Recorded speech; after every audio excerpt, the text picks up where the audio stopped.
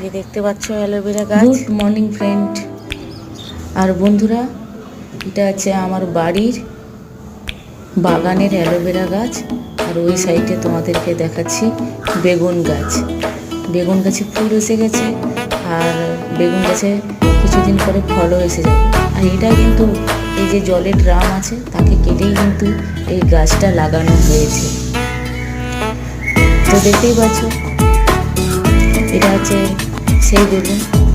আর এটা হচ্ছে সাঁচি লাউ, যাকে খেলে শরীর ঠান্ডা থাকে এবং স্বাস্থ্যও ঠিক থাকে। আর এখন তো পুরো মনে হচ্ছে যেন শীতকাল, কিন্তু লাগছে যেন বসন্তকাল।